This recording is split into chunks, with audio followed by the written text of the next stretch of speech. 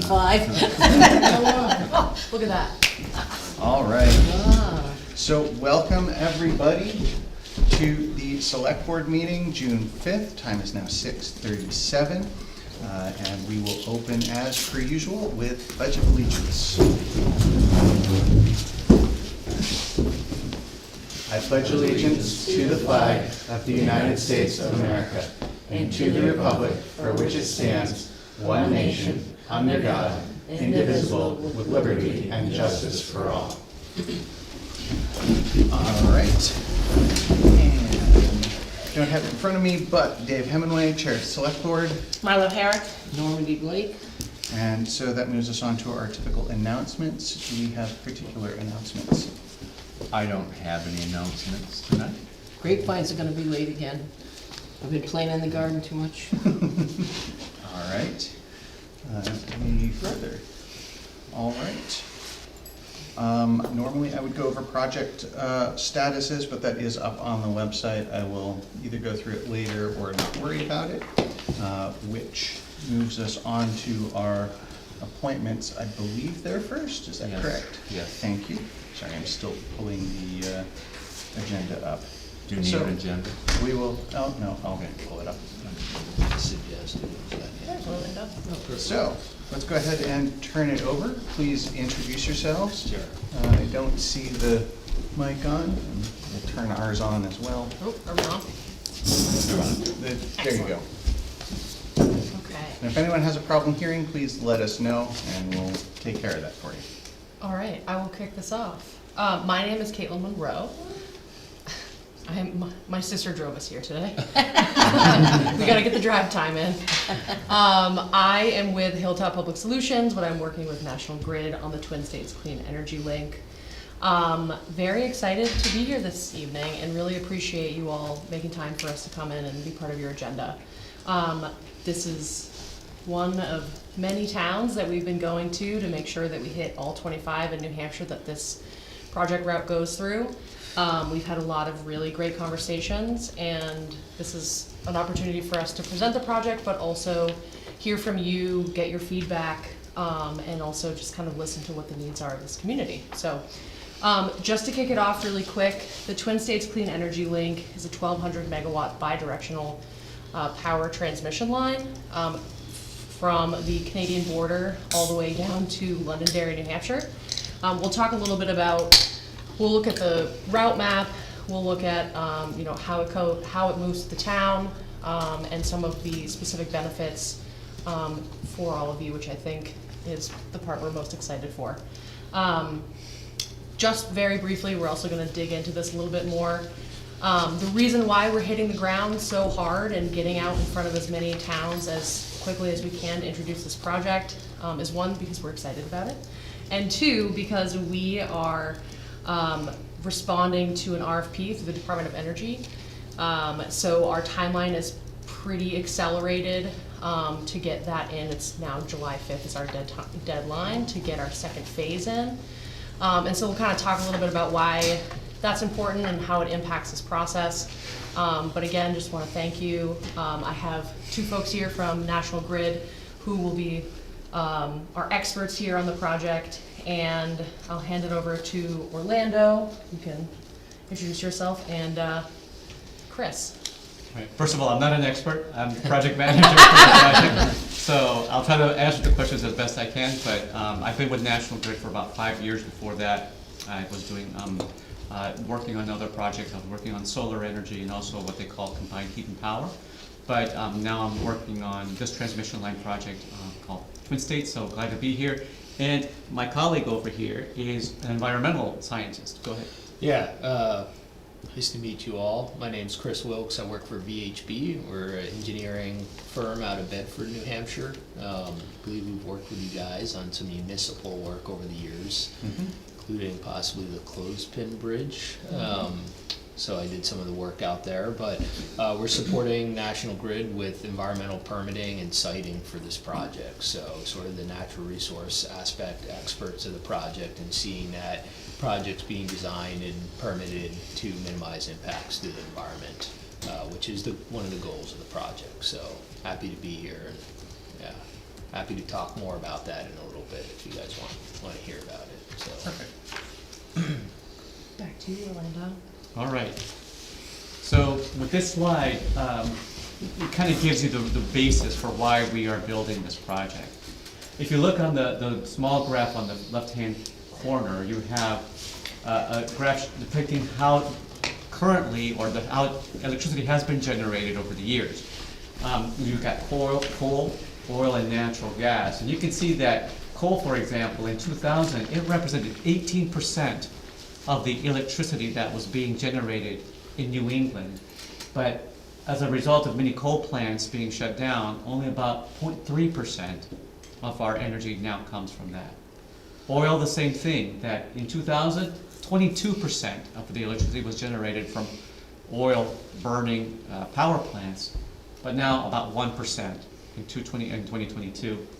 Natural gas has seen the opposite effect, that in 2000, 15% of our electricity came from natural gas-based power plants, but now we're looking at about half of the electricity that we get comes from natural gas. And you can see that we've also seen an increase in development for renewable resources. You can see the lower part of the graph that shows that proposed generation.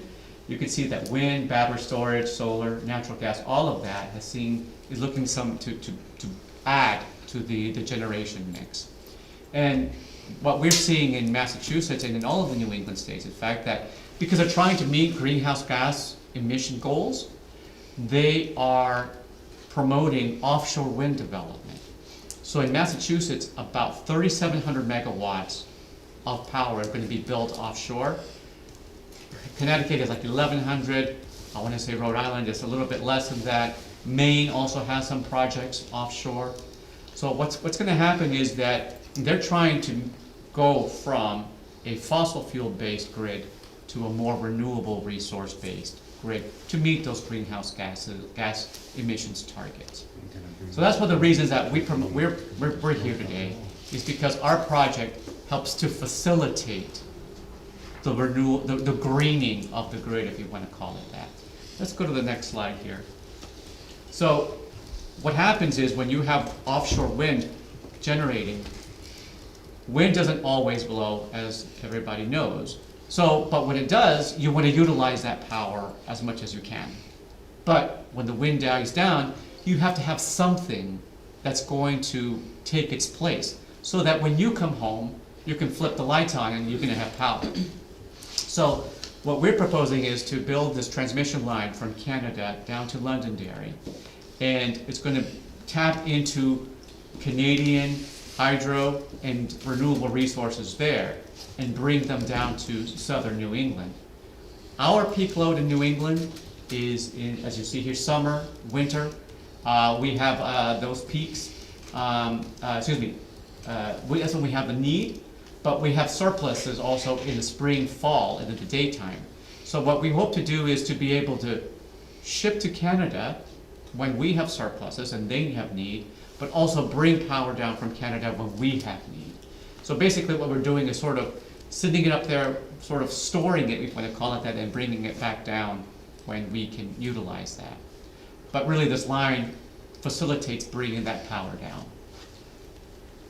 So here's what they have in Canada. They're looking at, they have lots of hydro resources available. They also have additional resources that are not here, that are not hydro, that also we can tap into.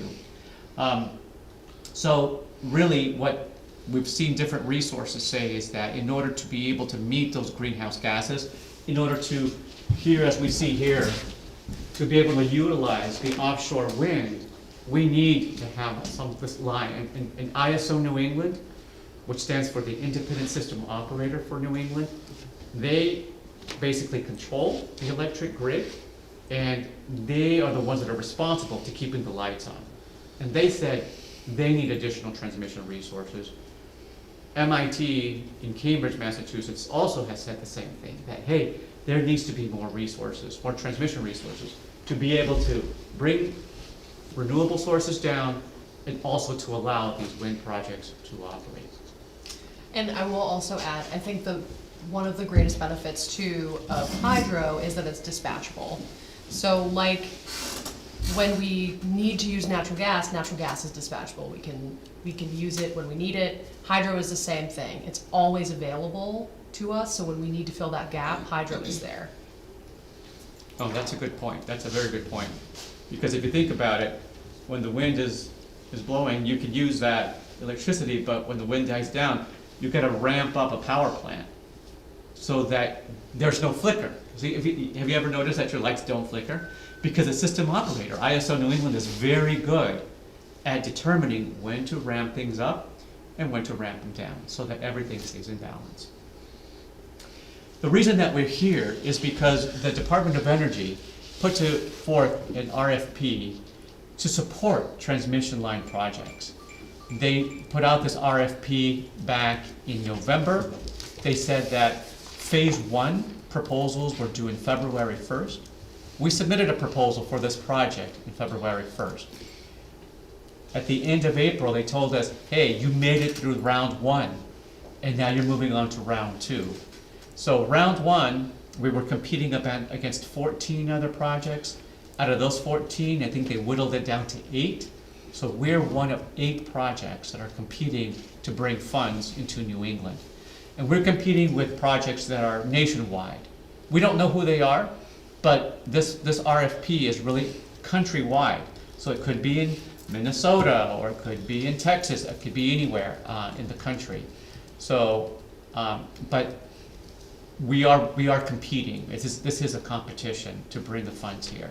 But the reason that we're here is because we need to make sure that all the communities that are along our transmission line project, that one, we understand what their needs are, but also let us present the project to you and hopefully gain your support as we try to get this funding here to bring this funding into New England. Yeah, the DOE is going to want to see that the projects or the proposals are viable, that they're permittable, that the people of New Hampshire and the people of Vermont support these projects, that they want to see this and they want to see the benefits to their particular state and to their particular communities. So that's going to be, another aspect of this application. So here's where we get to the little bit more of the detail of the project. So what we hope to do from the Canadian border to Monroe, New Hampshire, is to put a transmission line underneath the roads. I'm sorry? Oh yeah, put the map, yeah, that would be great. So here you go. We start at the international border crossing in Keenan, Vermont, and we follow Route 102 down to the Lunenburg area. All of this is under a road. So our goal was to try to not do any clearing, to minimize any tree cutting that we'd have to do, trimming if you want to call it that, not really cutting down any trees. So the best way we found was to be able to put it underneath the road, all the way from the border to Lunenburg. In Lunenburg, we would cross the Connecticut River into New Hampshire, in the Dalton area, then follow New Hampshire State Road 135 from Dalton to where we have an existing substation in Monroe, New Hampshire. That is one of the things that we liked best because we looked at other options, and this was the option that we felt was going to be more acceptable to the community because we weren't causing any impacts to areas in Vermont that are, that are protected. So we put that underground, and it's going to be what they call an HVDC, high voltage direct current line. So that allows us to bring power over long distances in a safe, reliable way that we don't incur a lot of losses. So that line is going to be what they call HVDC. Just as a side note, there's been an existing HVDC line that's overhead that you could probably see here, that's been in existence since the 1980s, I believe. But that's above ground, it's on towers, but this is going to be underneath the road or on the side of the road. At Comerford, that's an existing site. We're going to build on that existing site a converter station, which takes that direct current and transforms it into alternating current, which is what we use. we use alternating current. So at that point, it'll be in a form that we all can use here in the area. So we'll convert it, and then we're gonna put it above ground, utilizing existing structures. And this is another, the beauty of this project is that we're going to use the existing transmission lines. And what we're gonna do is we're gonna take the wires that exist today, we're gonna replace them with higher capacity wires to be able to bring that power down all the way to Londonderry. Our key goal was not to expand the right-of-way. That was key in our analysis and our trying to make this project be feasible. We really wanted to stick to the fact that we want to reuse what we have there and not expand the right-of-way. So from Comerford all the way to Dunbarton, all we're doing is we're switching the wires. That's all we're doing. In certain cases, we're gonna have to replace the towers, and not really replace, but make them a little bit taller because of clearances. There are certain clearances that we need to keep with these higher capacity wires. So we may need to make them a little bit taller, maybe 10, 15 feet taller. Not a big deal. What they'll do, and our transmission engineer isn't here today, but all they do is, these are like, what do they call those? Like Erector. Like erector sets, right? exactly. So they unbuckle them, they raise them up, they shove another section below it, and they put it back right in the same place. That's all it does. So in certain cases, we may need to do that, but our goal is really to reuse what's there. Not only is it good for the transmission line project in terms of like visual impacts, but it also makes practical sense from a fiscal responsibility, being offering the lowest price. We don't want to spend money unnecessarily. So when we get down to Dunbarton, from Dunbarton to we're going to connect to, we're going to put a new substation there basically on an existing right-of-way, and then ultimately we get to Londonderry, New Hampshire. The reason we chose Londonderry is a very particular reason is, at Londonderry is sort of like a hub. It's like an energy hub. You have transmission lines that go east-west and go north-south. So by bringing that power down to Londonderry, that power can access all parts of New England, not just one particular state. Because from if you go to Londonderry, if you go east, you get to Scobie Pond, and from Scobie Pond you can go to Points North. If you go from Londonderry, if you go west, you get to Vernon, Vermont, which is where the old Vermont Yankee plant used to be. There, so you can access that market. You can access those folks there. And then there's lines going south towards Massachusetts, and from Massachusetts on to Connecticut and Rhode Island. So we like this project. We picked Londonderry because it is such an important hub, and we really wanted this project to be accessible to New England, to all of New England, not to any particular state. So that way, we're bringing this power, and anybody in those areas can use it. Did I miss anything, my friend? I don't think so. I think the only thing I would add is, and I know this was just really for emphasis at this point, that it also allows us to access, it's Londonderry being the hub and kind of the beginning of this highway, also allows for the renewables that are being built all throughout New England to have a place to send the energy that they generate as well. So not only is it coming down, but this also allows for us and for other generators to be able to sell their energy. That's the only thing I would add. Yeah, no, because the reason is that we're creating capacity. We're expanding the road. I like that we're taking a road that only allows this much, and we're making that road bigger, but we're not making it wider. So that's what it is. So, you want to go to the next slide next? Yeah. You want to talk about the benefits? I can talk about the benefits. And we did talk about raising some of the structures. We're gonna show you some cross sections in a little bit, just to show you kind of what that actually looks like.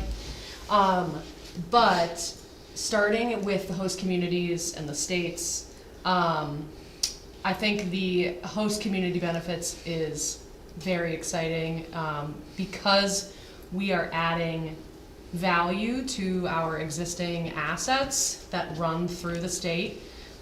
Each town that hosts this project will see an increase in their property tax revenue from this project. And I will get into the specifics of Webster in a minute. But throughout the whole project, we're looking at hundreds of millions of dollars. In addition to kind of, the reason we're here is to talk to you all about kind of what are some of the needs of the community and different things that we can work with you on.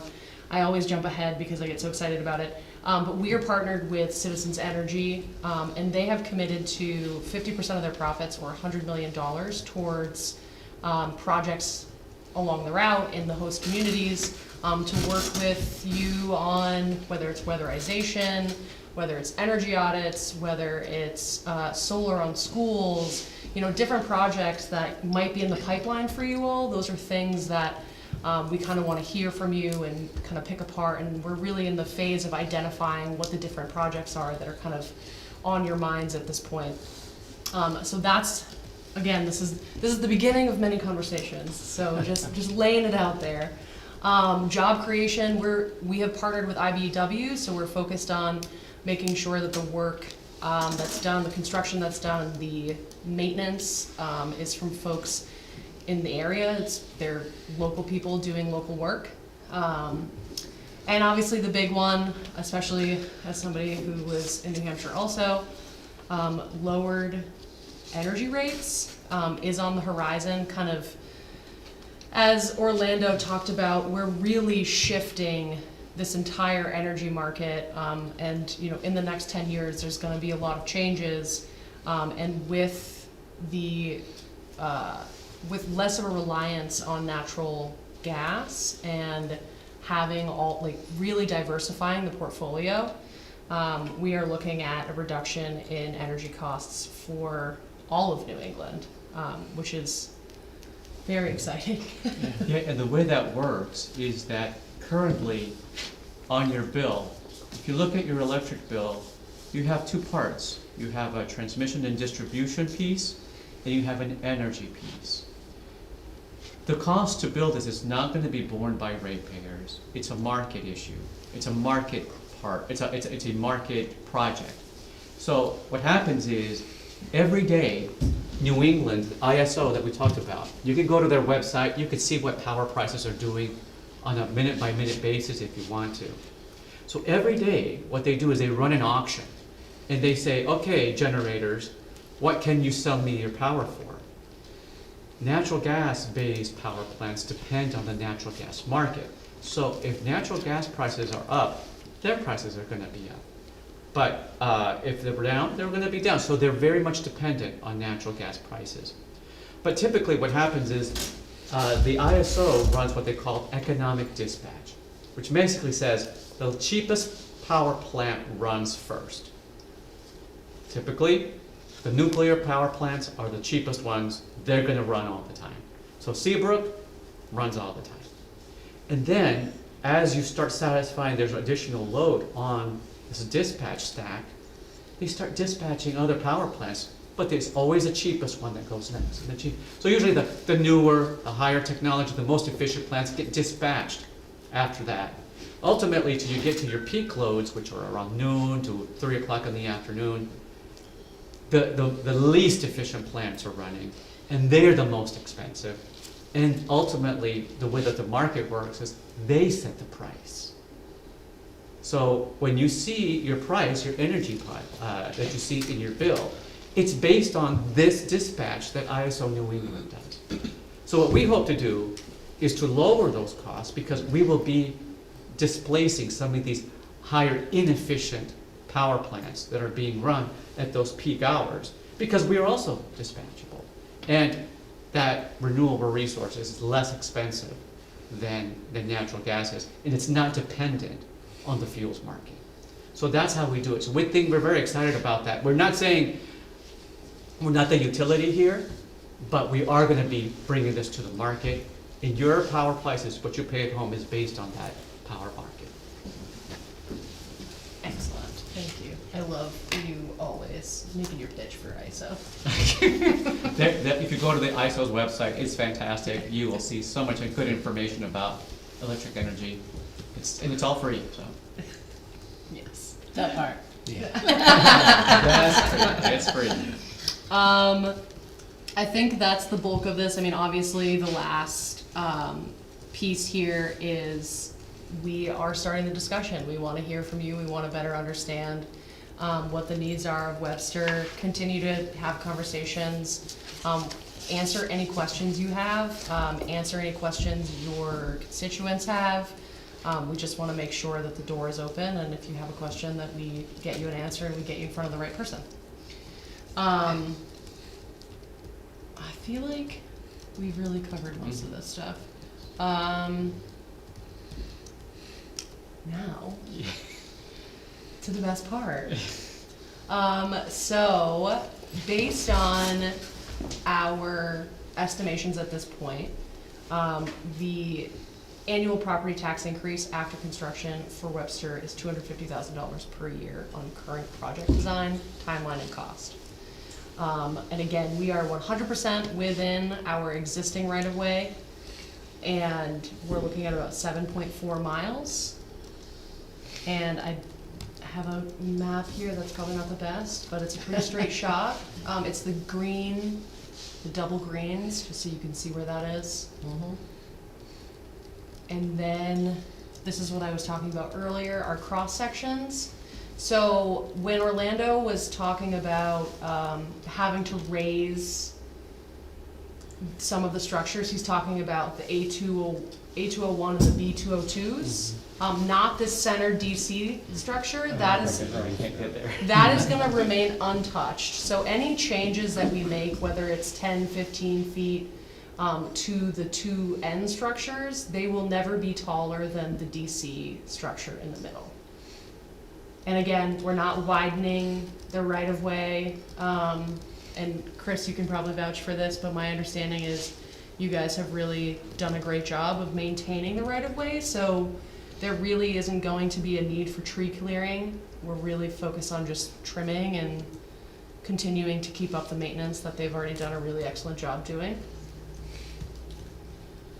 And then my last slide, which I have harped on pretty hard, but we are really committed to working with you. We're committed to working with your community. We will be hosting open houses to really bring folks in as they're interested in working with us to get their questions answered.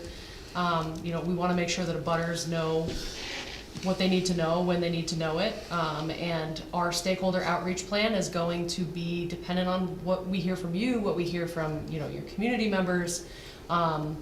We have to learn in order to do a good job, so we need to be able to open the door early and have these conversations with you, so that way we know who we're supposed to talk to and where the needs are going to be. We're going to be working with residents, businesses, landowners, elected officials, different community groups. We've already really opened the door with every type of organization and group, whether it's environmental, whether it's business, whether it's labor, whatever it might be. We've already started presenting the project and answering questions, and really getting in front of it because we're proud of this project, and transparency is something that National Grid is really committed to, and so we want to make sure that we're here. And I am probably more accessible than I should be. My sister will definitely vouch for that. So two-way communication. We want to hear about you. We want to keep you guys up to date, and just keep the conversations going. So we have a website. We have our outreach email here, and we have a hotline. And then all of you probably have access to my cell phone and my email. So lots of different ways for you to get in touch with us. And again, any questions that you have after this, send them our way and we'll field them to our team. One thing I also wanted to point out that she was mentioning, this is sort of the initial conversations, because one of the key things that we are doing is making sure that we do a thorough environmental analysis, because we ultimately want to get this project permitted. And that's why Chris Wilkes is here, and And Chris could talk a little bit more about the permitting effort, because there's not only gonna be opportunities to have open houses now, but you can also get involved once we go through the permitting process. And I don't know, Chris, if you want Yeah, to talk I'm a happy little to bit. talk. So, because this is a large-scale energy project, subject to the New Hampshire Site Evaluation Committee oversight, which is the body in New Hampshire that oversees energy projects of this scale. So, it's a little bit different than your standard transmission project that just goes through state permitting, where we have the SEC, that's gonna be the meat of the filing. So we're gonna be, and because it's under that SEC process, there's multiple mechanisms there for community input, for collaboration between agencies, for outreach, for, any kind of concerns host communities have. And there's open houses related to that SEC process, there's hearings. It's about a year-long process once we start it. So, currently, we're looking at, hoping to start the permitting process in, the beginning of 2024, or towards the end of this year into early next, and then spend about a year, preparing the permits, the permit applications, the filing date at the end of 2024, early 2025. And then it takes about a year to get approvals typically, if everything goes in, according to plan. So we're looking at earliest case scenario for approvals would be 2026, with construction more or less in the 2028 or a little bit somewhere 2028 to 2030 timeframe. But VHB has been brought on board to look at all those permit applications that you normally would have to go through when you construct a project. So wetlands, rare species, transportation, DOT permitting, aesthetics, noise, alteration of terrain, ground disturbance, stormwater. So it's all encompassing, and we're gonna be working hard over the next year to make sure that this project minimizes impacts, avoids sensitive areas, and is permittable, and stands up in terms of it's a practical project that makes a lot of sense. So I'm excited from the environmental perspective that, again, what Orlando touched on is that this is an existing right-of-way, we're using existing infrastructure, where we're most sensitive up in the northern part of the state, along the Connecticut River Valley, we're undergrounding under an existing road. I think it sets this project apart from prior efforts to do something like this in New Hampshire, and certainly I think it will show itself to that level of impacts, reduction in level of impacts to natural resources. So we've already gone out, we've surveyed just about that entire 110-mile corridor on foot. Started that in 2017 under different efforts for National Grid maintenance projects, so I've walked at least 50 miles of it probably. So I'm pretty intimately familiar with it, and I know what's out there, and I know kind of what needs to happen for construction, construction standpoint, and what we're up against in terms of what we can do for improvements out there as well. Culvert crossings, erosion of access roads. As we construct this, we also want to leave that area better than it was before. There's certainly a lot of improvements that we can make. So we're going to continue with the field work effort through the summer. We don't particularly have anything right now scheduled in Webster because we've done that natural resource work on the corridor previously, but we're working with Fish and Game and Heritage Bureau on any kind of rare plant or animal surveys that need to happen, and if there's anything in particular in Webster, we'll probably come out and target those this summer, with hopes that we kind of wrap up field work in the fall time, towards the end of fall, early winter, so. I am impressed that you're using the existing corridors too, that should help a lot. So Definitely. you don't have to do a lot of cutting, which would get people all upset and. We've and learned a that- lot of Yeah. lessons. Yeah. But I'm glad to see that, so Haven't it had to should- buy a lot of property. Yes, that too. Yeah. And our good friend Jess Farrell, who is our star transmission line engineer, those towers that are there have been there since 1928. Wow. and they've been maintained, you know, we try to do a good job of maintaining them, so she's not here, but she would tell you that how proud she is that those towers have been here since 1928. Yes. Wow. It's good. Most things fall apart long before that. Yes. But why is it just the permitting that takes so long? I mean, we already have the corridor, so you're not gonna, what I understand, you're not gonna replace a lot of towers. You might make them a little taller.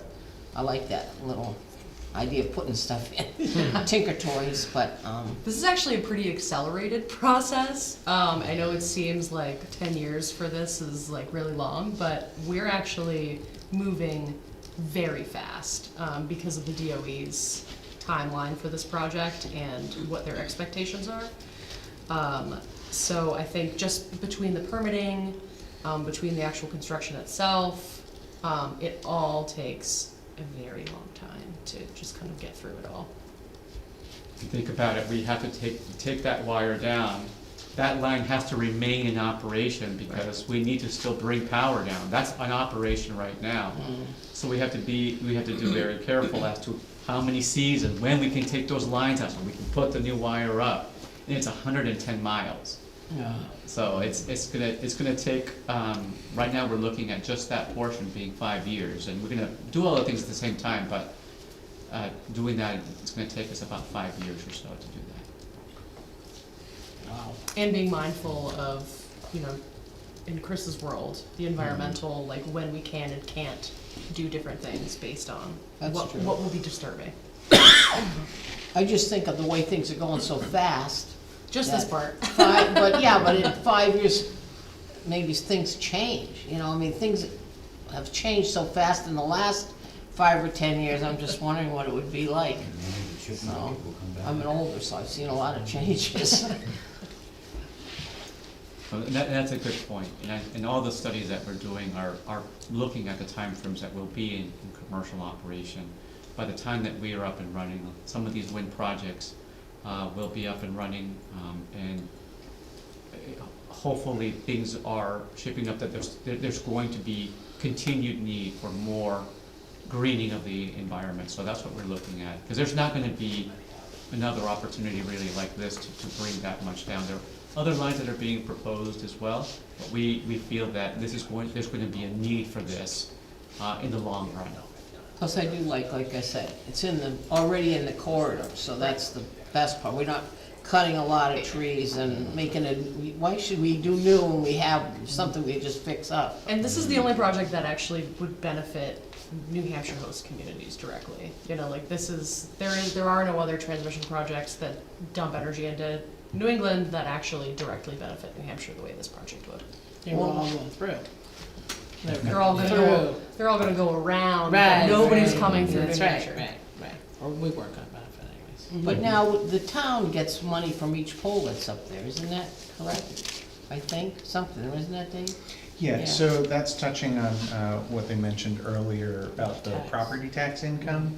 They were estimating $250,000 Oh, just additional for the per year poles. that would come in, and that's based on valuation of the infrastructure that's in that right of way. So then that would benefit our personal taxpayers that live in town, because that goes against the Exactly. tax bill, It okay. would also raise the overall value of the town, so, which will increase some of the stuff that we pay towards state and community and so on. But the incoming should Benefit. benefit Yeah. more than that would be. And that's isolated from what the state gets. So when we took that number is specifically what you get, town. not anything that the state gets in addition. Perfect. Yeah. Did you calculate that thinking of value? Is that how you came up with That that is figure? for our tax experts. Oh, okay. But I can definitely go back to them and see Okay. kind of where they get the number Okay, from. you might mention to them that it'd be nice, $1 million would sound a lot. You want to present that to our tax people? So, do you have anything further that you were planning to present? That's everything. Okay. So there's a couple things in here that triggered questions for me.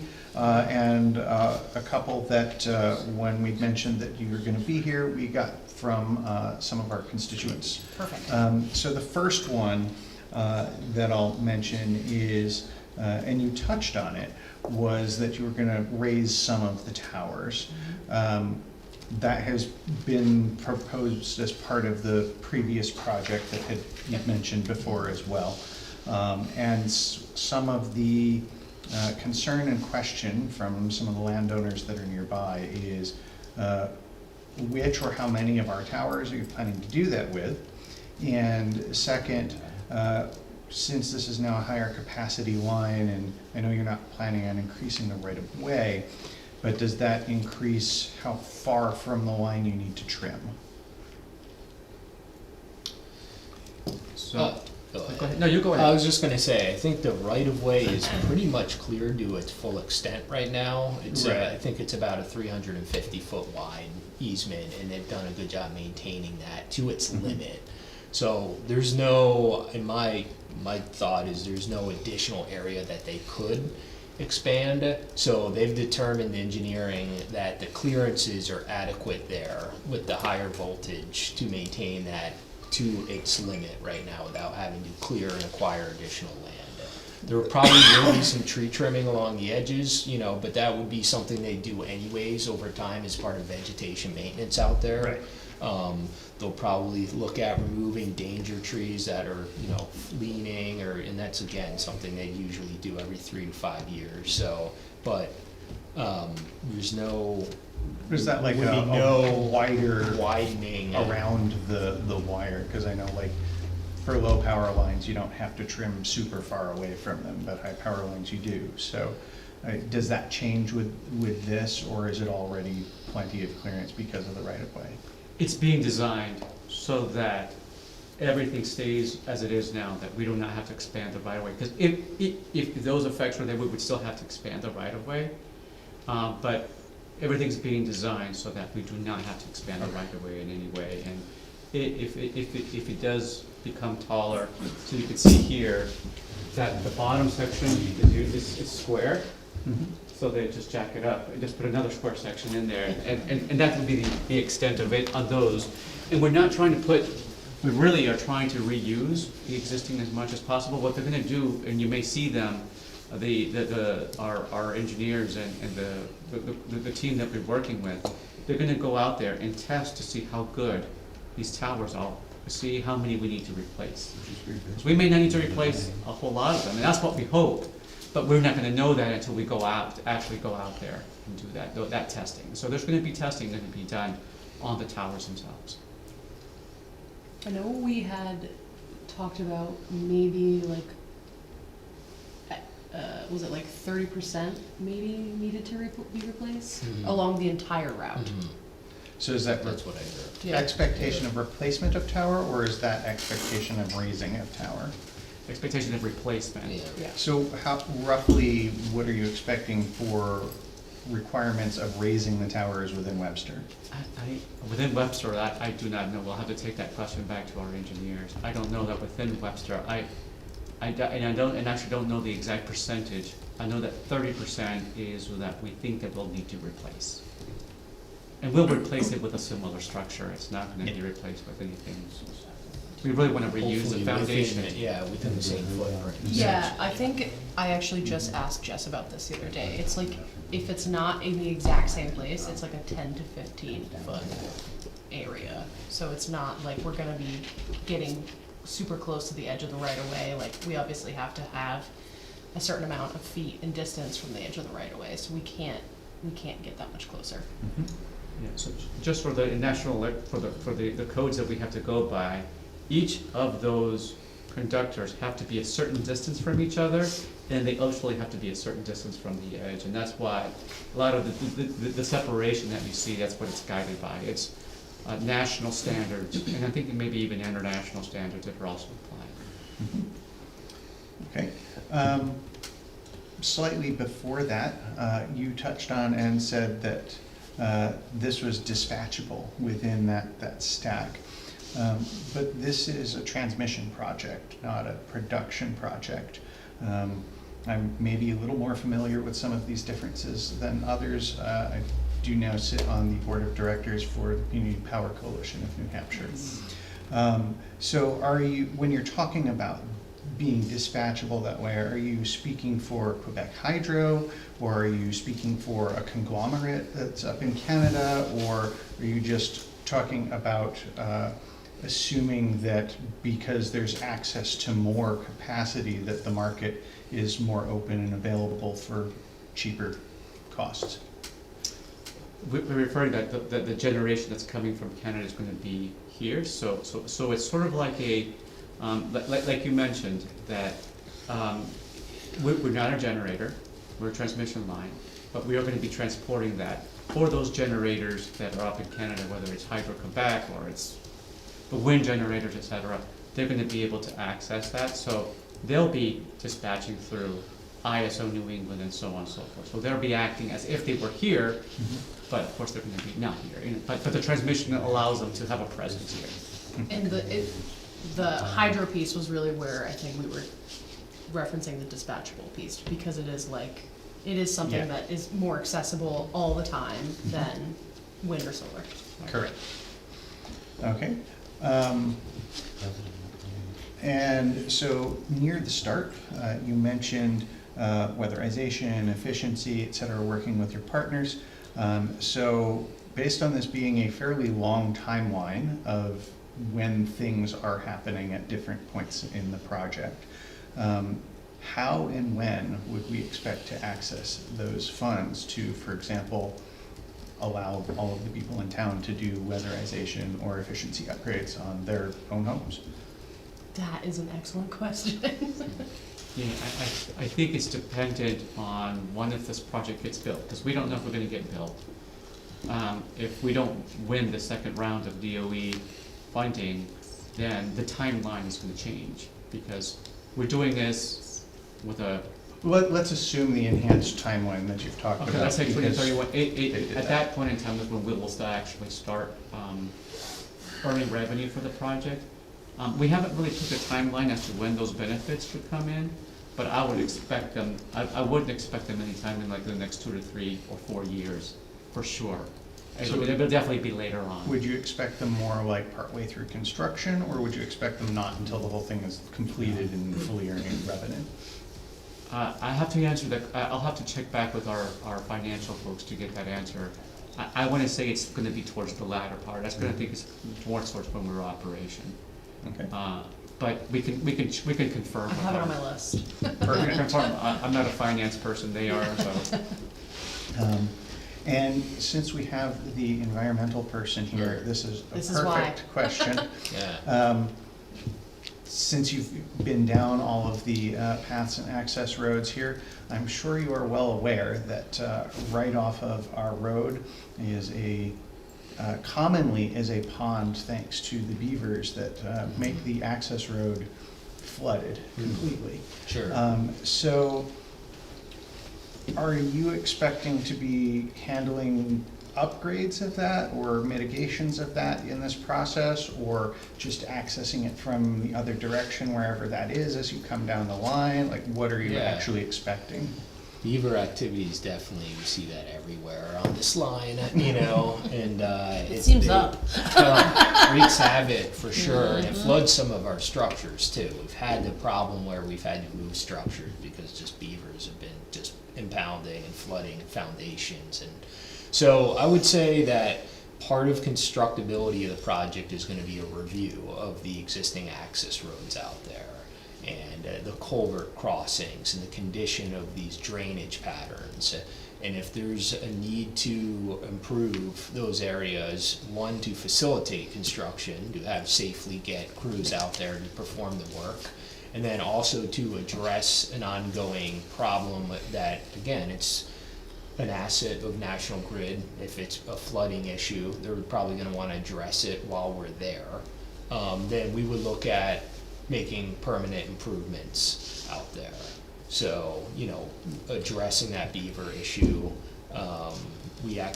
There are some beaver experts in New Hampshire that relocate beavers or put in devices that detract beavers from certain areas. We've used them before on the right-of-way in Dunbarton, actually. That was successful, so, you know, you could look at that. In terms of that flooding, if that's something where a drainage problem, obviously altered drainage is occurring, and if it's damaging property off right-of-way, creating issues, and we'd wanna address that. So, I think, you know, what I've seen out there is there's just endless culverts that were put in 40 years ago. Some of them are still functioning, but some of them are damaged, they're exposed, they're buried, and they're not working. There's surface water coming down those roads. We get calls occasionally from a butter saying, you guys have this major erosion problem, how can you come fix it? I think part of this is gonna look at all those drainages and those crossings, and if something needs to be, you know, replaced, and appropriately sizing those so that we can fix that problem. And that's gonna be part of the permitting process that the Wetlands Bureau is gonna wanna see us doing out there. You know, they're gonna wanna see if we're gonna build a road and we have to cross a perennial stream and there's a culvert there that isn't functioning or is undersized, they're almost for sure gonna want us to improve that culvert and enhance it and replace it with something that is adequate to pass that stream. So we're gonna be working closely with them, and I know that's gonna be a big part of their concern and probably a big part of our mitigation package for the project. Does that kind of answer your question to a certain extent, For or? me, I think so. Okay. And so, before I go ahead and just open it up to everybody, unless the others here have more questions, I'll point out one last portion, which again was towards the beginning of your slide deck, which was local renewable projects. You mentioned that part of this was to enable new renewable power in New Hampshire, including these large projects, though you did point out northern New Hampshire, but we have expected in town a 75 megawatt solar array project that's actually slated to be interconnected to one of these lines. And so, being the chair of the solar subcommittee project that is working on that, how are you planning or expecting to work with projects, be they that one or others, to facilitate this? Like, what does that facilitating and enabling renewable energy mean to you and all of these different projects? I think the best way to answer that question is that we're not the distribution company, the local district company, but our goal is really to provide sort of like a pathway for the power to flow. So what's gonna happen is that right now, and I don't know your current electric situation in terms of this project, but let's say you're at 75 megawatts, you're probably interconnecting at a 34.5 or higher voltage. I'm not KV, I don't know what voltage you're injecting at. Do you know? It's expected to be at whichever the outside one of the lines is, one of the ones that you're raising. Oh, at 230 kV. 30 kV. Oh, okay. Oh, that's good. Okay, good. That's nice. So that's why it's interesting and very specific to bring it up. Yeah. So I'm not sure where you like, because at that voltage, you will definitely have more avenues for your power to go. So, for example, let's say the 75 megawatts, you have opportunities to supply the town with it, or you could sell it to somewhere else and bring the money back here that you earn and invest it in the town. You could do different things.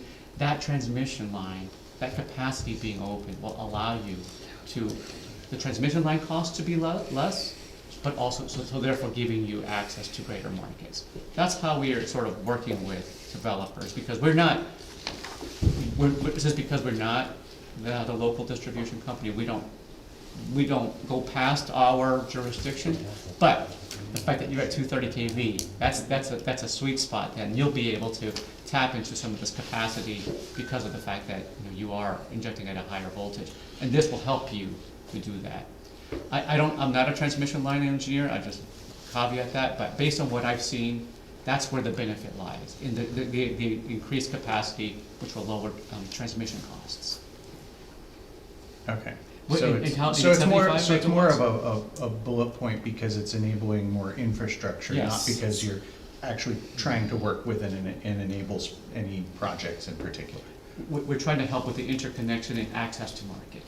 Because, like, for example, the COAS loop, you would have to make the changes that we are making to this entire above-ground section of our line in order to be able to make the upgrade, or in order to be able to connect to the loop and be able to distribute your energy. But because we're making these updates, we're making it more accessible for folks to be able to use the COAS loop now. It's kind of less, it's gonna be less of like an energy desert. Yeah, Okay. so we're trying to do like, the co-op loop is up here, it's a circle in that area. It's trapped right now, it can't get out. But if that particular congestion point gets eliminated, the next elimination or the next congestion point is gonna be eliminated by us. So that's ultimately what we're doing, is trying to facilitate that out by our expansion of the capacity. Okay. Any other questions up here before I open it up to everybody? No? All right. Anybody out here want to ask a question? So the power that's coming through your lines now is how many voltage on your stuff? 230 kV, Okay, so what's it gonna be when you're done? 345.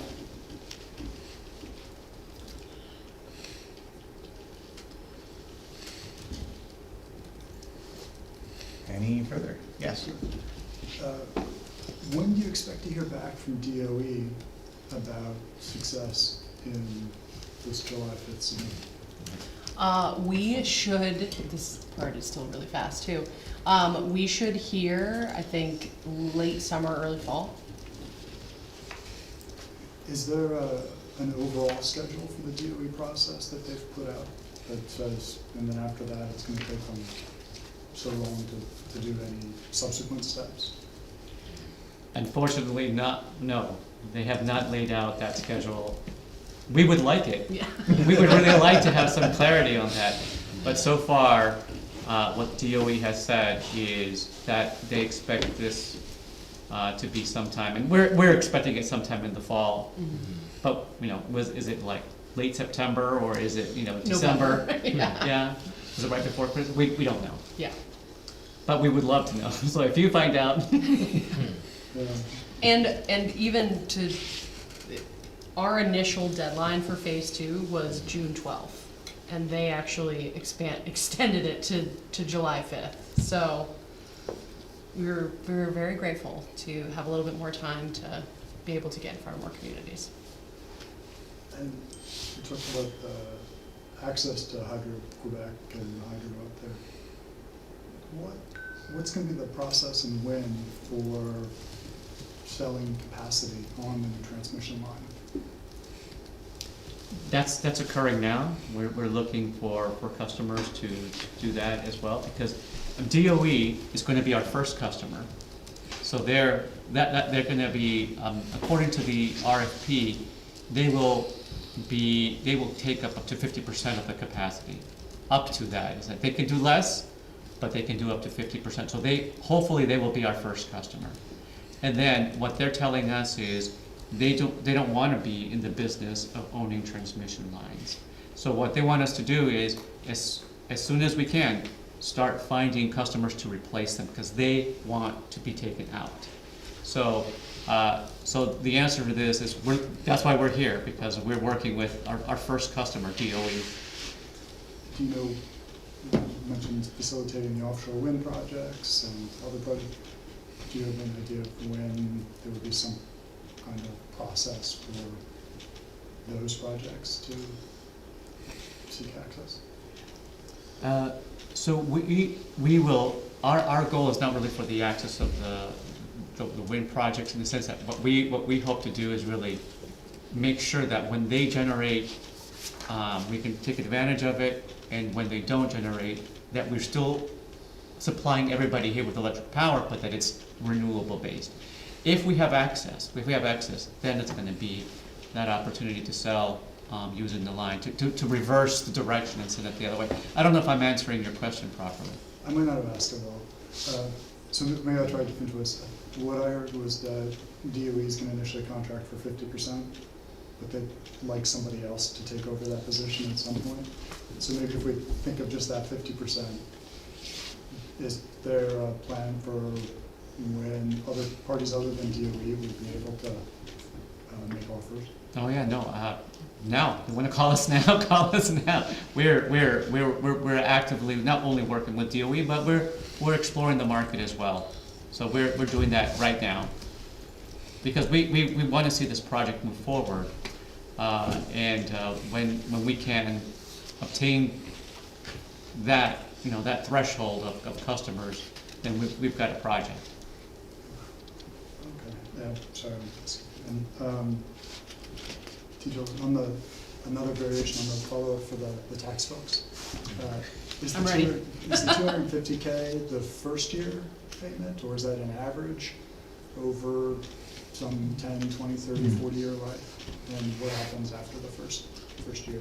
What is the first year? How does it change? My understanding is it's an average, but don't quote me on that. I saw on the slide that it said per year. Yeah, I mean, it's annual. Yeah. So it's probably an average, but we'll get back to you and get better information. Sounds like you might be.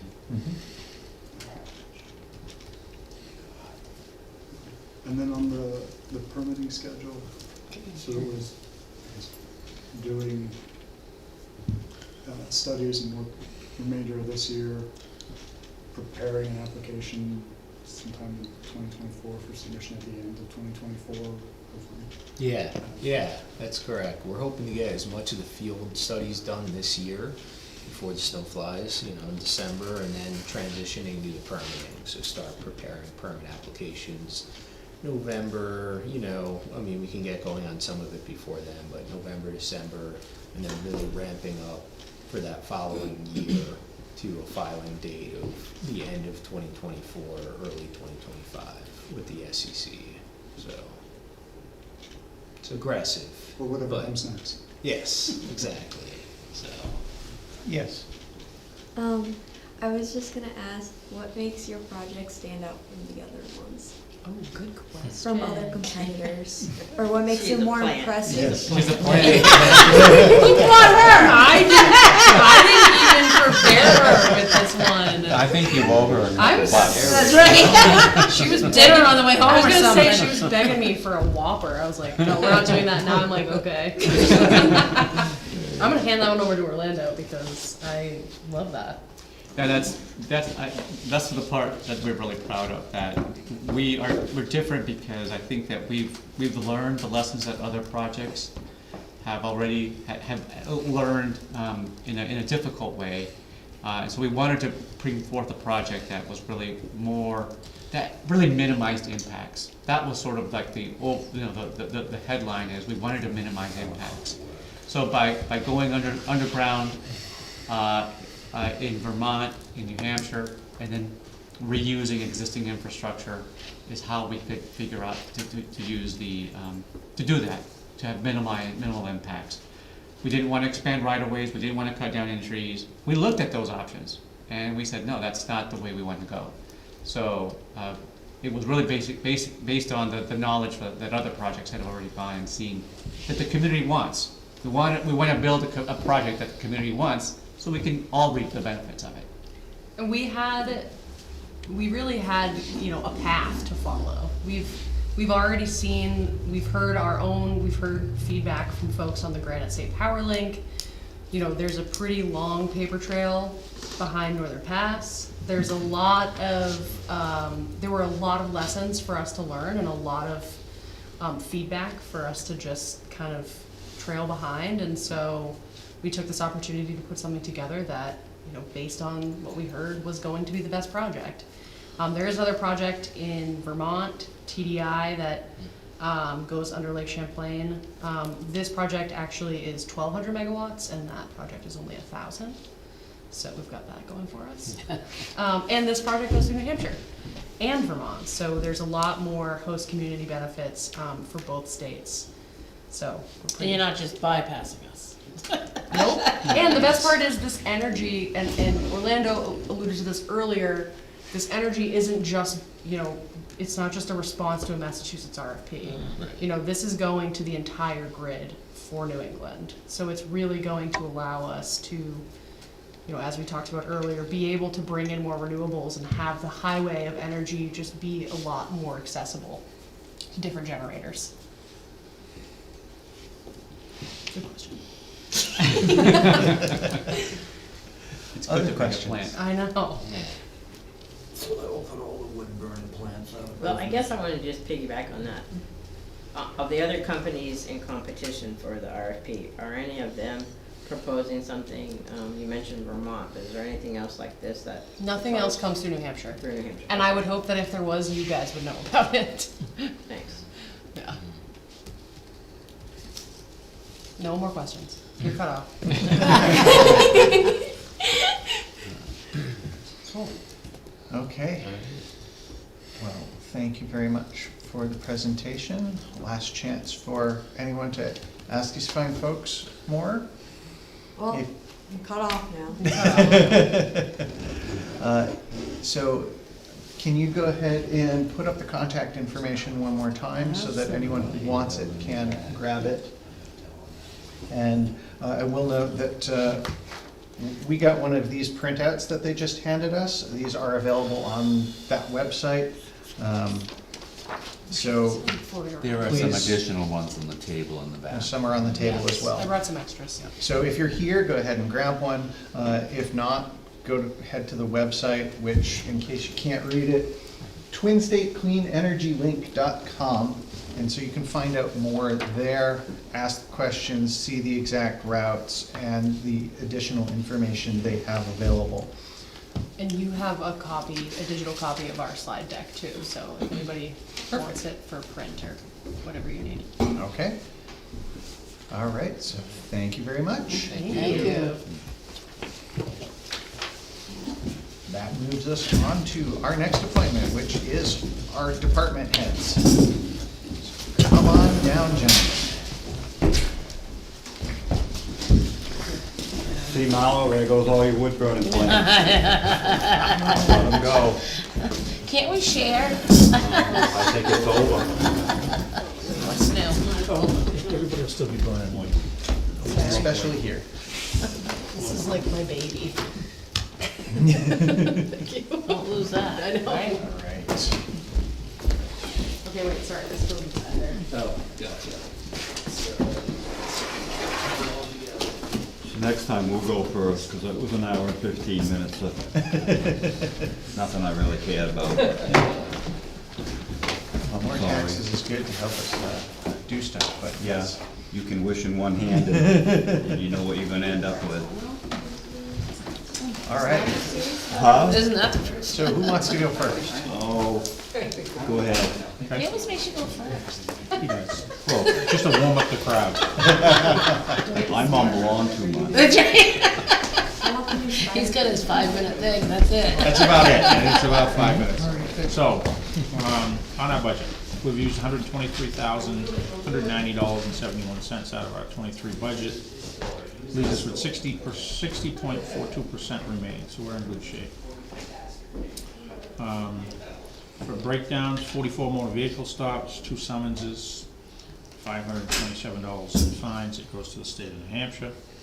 6 arrests with 10 charges, and the officers handled 75 calls for service, and our typical calls, civil complaints. A lot of, mental illness calls we've been. 7 dealing with. mental health calls Yes, this month, no, mental not health to, issues. not to interrupt, but You're right. it's been. There was a lot. more this month than the last 3 months combined. Motor vehicle complaints, which we always have. Pistol permits, residential alarms. Wow, I put that in twice, so we must have a lot of them. Suspicious activity reports, sex offender registries, which we have every month. Suspicious vehicles, a lot of suspicious vehicles and suspicious persons. And we got pretty much narrowed down to one person who we've already arrested, and he's out at it again, our local juveniles. Assist to the fire department, EMS, and disturbance calls, that's about it. I mean, other than that, it's been a typical month, which I'm good, and, because we were in Franklin all day the other day, which turned out to be a disaster, but, Has he been found at this point? Yes. well, Okay. they found he had committed suicide.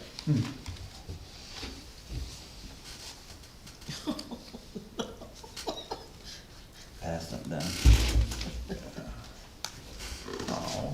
Oh, jeez, that's a Little little bear buddy. cub rescue. It's not gonna be sitting next to him when I see him when I'm walking, is it? Oh, I guess I should. Yeah. Go ahead. Dana needs his bear cub. Oh, that's Oh, there's Where'd they find It's a that? once in a lifetime. I'll tell you the story. Okay. That's cute. That was one on Garrish Road. Yeah. They are cute, I don't care. Very few bear complaints from like my house. Pillsbury Lake chicken coops. Yep. Yep. By the sounds I've heard. Yep, I've we got had raided. some- We got raided. We, That's a good town report picture, Emmett. Yeah, That's true, true. that would be great, yeah. Russ mentioned that, So, go ahead. Okay, so while we're on that, the firehouse, we were at a department head meeting the other morning, Phil and I. You were slumping. I was in, That's all good. I was at the Cape. So, then fire alarm called that Fish and Game needed some help with the bear rescue. They called to tell me that the tower was coming out of the city to work with Fish and Game. So, Phil and I went down, to see what was all going on, so that was a lifetime, one of a lifetime things that, we left them guys in the heat. They finished the meeting without us, but, Yeah, you kicked us to the curb like it. yeah. But you had fun. So that was a fun part of what we do at the firehouse. And then on the 17th, we went to assist Concord with a brush fire. Tree came down on the power lines, and so we took the tanker down there. And other than that, it's pretty much just been medical calls for the mental health and stuff. Other than that, we're at 84 calls for the year so far of calls of service, not included the burning permits and the everyday other stuff, but just the emergency calls. So we have a sex harassment class on the 21st at 7 o'clock. Yeah. If you have anybody that wants to sit in, I hadn't been down to tell you. I got the email. Okay. Yeah, I think it's general for all of the volunteers and employees. Well, you're not gonna get them all. I mean, I don't know, how do you make them do it? You have 2 days. We may have another session for those of us that aren't with you at the firehouse. Yeah. So everyone should be covered. Right. Yeah. Then I talked to Dana, the ones that have already had it, if they have the certificate, then he's good with that, and, I just don't know, I know there's some people that aren't gonna come, but you're gonna kick them off at the end of the day, I don't know, you guys are the doctors. The Joint Loss Management Committee is very, instrumental in kind of setting this up. Yeah. And it is necessary. It is. It's always good to, I've been to a couple and I've maybe learned, I remember the first one I went to, I had no idea what they were talking about. I mean, and I don't mean that in a funny way, but I really didn't quite get it. But I think each time you go, you get things. So Sure. I'm very appreciative of Primex coming over and doing it. Sure, so that's set up, so we're gonna be doing a mutual aid, motor vehicle accident in Warner. That's gonna involve Bradford, Henniker, Halterkin, Webster, it may be Hillsborough. That's coming up, one Saturday here in June. So that's gonna be happening. With the newer vehicles, the battery operated stuff and different things, cause you have to cut them and, Oh, wow, yeah, the yeah, it's dangers. a whole different, it's a whole different ballgame than back in the day. Wow. So, Ben Smith's been working, Captain Smith's been working on that with, Warner and, Hopkins, training officers. So that will be coming up. Other than that, things are flowing. You have a barbecue coming up. We do. Yeah. We do have a barbecue. Oh, we should have announced that at the start. We should have ended, yeah. We do have a barbecue, and the gentleman here at the I'll tell you the date here in a minute. The gentlemen here at the town hall have tickets, so if, Perfect. you can't find us on a Tuesday night, or, I don't even know if I can find it. It is, I got the tickets out in the car. Yeah. July, It's gotta be July. I thought it was around the 15th. something, it's a like that. Saturday. Yeah. We'll get it off the ticket. Of July?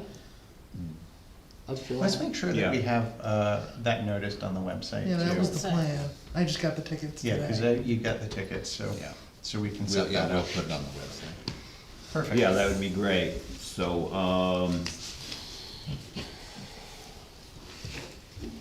and we did have a young lady that's on our department that's just finishing up her EMT class, and that's cost us $1,500. And we paid for that out of single scholarship. That was nice. Awesome. Yeah, no, I just.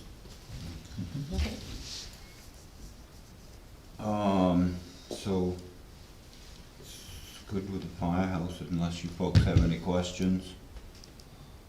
Sounds good to me. Sue has Oh. been mowing the lawn down there. I think she's, what, 3 times she's Three done it? times already. She did it last summer for us down there, and, she's done it so far this year.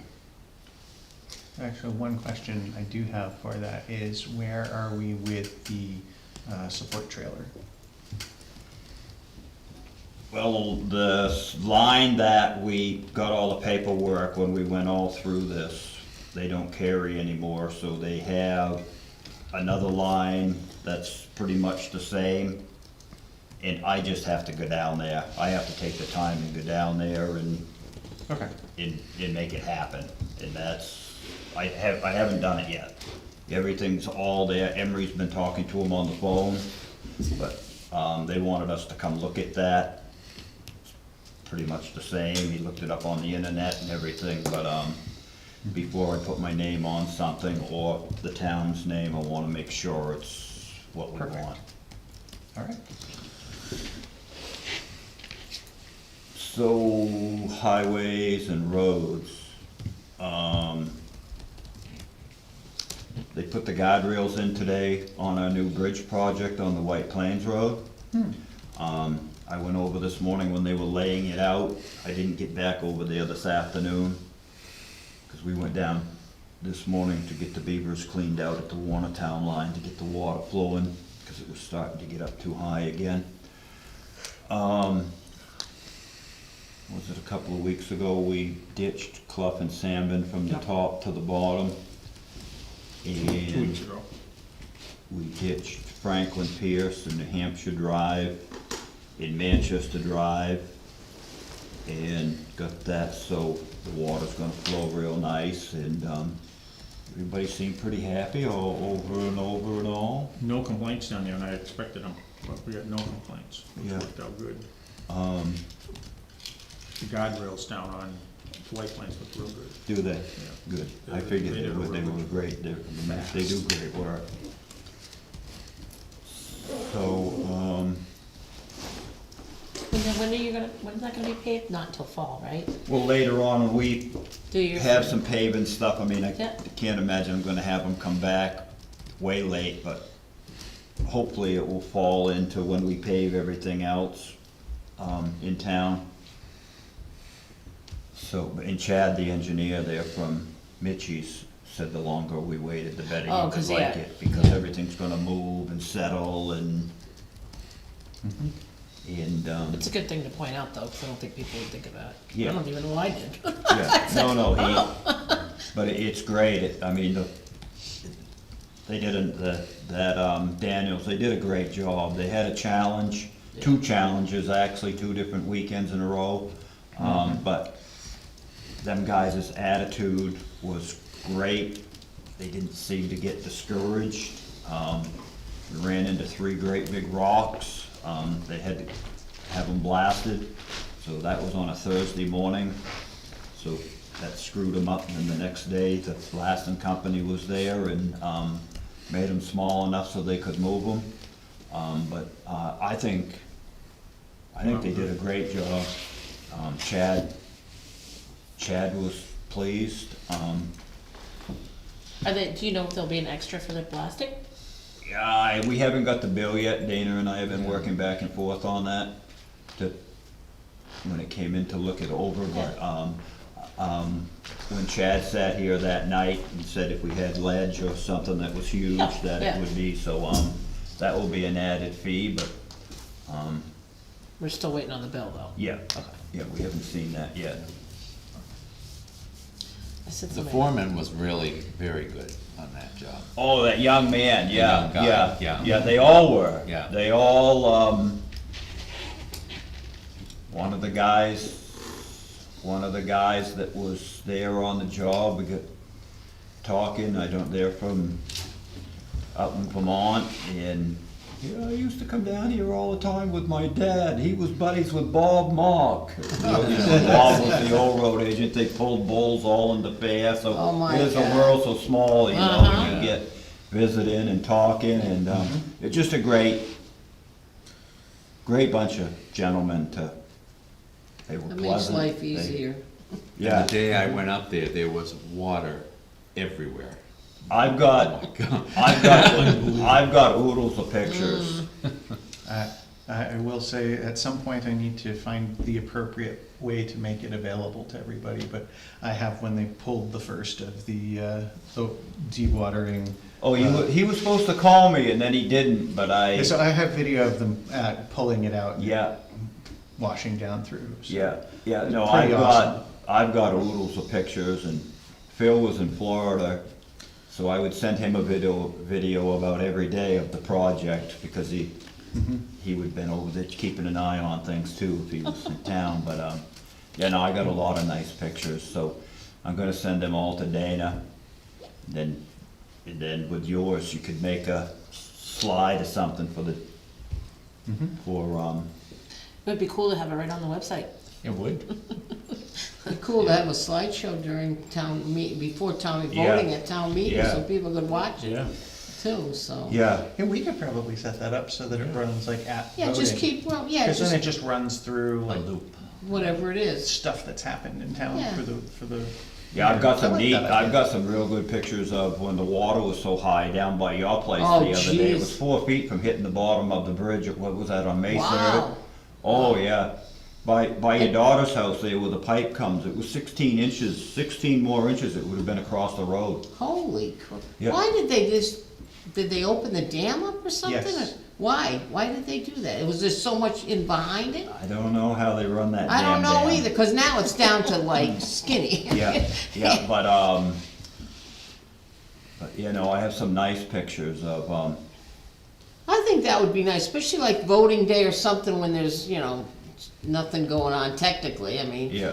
Just have it run all the time. I think people would like to see We that. could probably set something like Yeah, that. yeah, you're the IT man. We Well, that- need enough of them so it's not just, like the same 20 I'm pictures sure we or could something, find but- pictures from Oh, old 20 holiday. pictures, that's Well, we just the can let tip of lots the people iceberg. bring- Well, we don't want it to all be of like 2 projects or something, but I'm sure we can find tons of good stuff, because we've previously put, Yeah. competitions for, or, submit your stuff so we can choose it for in the town report, and we can certainly add more things and then do a slideshow I essentially. could find some And a old breakdown pictures of- from years ago. A breakdown of what the cost was, what we had budgeted. Yeah, And we what ended we up, saved. and what we saved, right. Because there I was a think lot of that's money huge. there. Yeah, huge stuff like Savings. that, yeah. So, you know, and something that didn't start out so well is this, I always like to be totally done. Yeah. We haven't got the final bill yet, so I'll zip it right now, but you know what I mean, to that We're point. waiting for it done and Yeah, paved. yeah, that's right, Yeah. yes. I just think of Yes. Dee and I standing on that. But at least Oh, we, come on. it's there now. I know, right, but I, before we We get all tried so excited, I hard. like to have it. Yeah. Anything else on the road? So, the people that we hired to crush the gravel at the pit were supposed to be here the end of May, the second week of June, and now they're into August, so, we'll see how that works. It will be okay. That's a little gap. Well, they're on a big job, and they got more work than they can do, and they try to line it all up as they go, instead of jumping from one end of the state to the other, and, Jeez. cause they're gonna do ours and Warner's and Newberry's all at the same. Yeah. Do you have a certain amount of yardage they're gonna do? Have we talked about that? I forgot. Henniker crushed stone always liked around 3,000 yards. They charge you for 3,000 yards. Either way. So either way, and these folks came down, was it in April? Yeah. And I showed them the pile, and they said they were gonna be right here, and it's pretty close to 3,000 yards, but, Get Tyler Road. That's done. yeah, the state Yep, state did state that. did Tyler Road, they, paved that, they didn't do any prep or anything, they just paved it, so I mean, It's nice now, but you'll it get is. nice heaves. You're gonna get the same. Next yields. spring won't be too bad, the spring after, it will be like, why did they waste the money, but smooth now. Had a motorcycle accident down there the other day, Yeah. Friday, With a deer. yeah, hit a little button horn buck, the guy, motorcycle didn't take it real well, but he didn't go to the hospital, No, he was pretty good. Couple of scrapes up, that was Yeah. about it. yeah, Jeez. but So what's your That- next projects coming up? Larry's got the roads all graded up good. We, probably gonna start down on Pleasant Street on the dirt part. Get that pounded back, and then that will be good. We can do that, get all that rock back to the pit before they get there in August. So you're gonna hammer it? Or you're gonna blast it? Try hammer it if it, sometimes it don't hammer. Right. Most of the time, that big one will break them. Perfect. And then Garrett. school will be out. We're gonna do the kids, I know I jumped from back to the firehouse, but we're gonna take the fire truck do the kids for That's the always day. fun. So cool. Is that the 15th? It's a Wednesday, right? Yeah. Is it the 15th of June? Hopefully it's a little warmer than Then today. today. They all show up in their Parkers. That hit me. 14th, it's around the 14th. I think it's Wednesday, but I got it on my desk at the firehouse. So we'll do that. Awesome. Yeah, so we'll work on the dirt part of Pleasant Street some, and then, once school's out, then we'll get started up on the tar part. Sounds good. Any other questions for him? No, doing a good job. Thank you. Sweet, thank you very much. Short and sweet. Could've been shorter if we went further. It's all good. All right. With that being said, since we do still have public here, do you want to jump forward to public comment before we Sure. go into our normal stuff? Sure. Thank you. Thank you. All right, thank Bye. you. Would you like to make any comment? No, but some more questions that I'll follow up on. We'll see you Some tomorrow. other things that would- I'll be here. Thank you. Thanks for the opportunity to ask questions. Thank you very much. All right, so that moves us on to old business, which is the code enforcement update. All right, so that was, Dana actually took this code enforcement update, not me. This was relative to the issue over on Deer Meadow Road. Gentleman came in and his neighbor. The neighbor came in, responded to the zoning violation letter that was sent to him April 20th regarding several unregistered vehicles.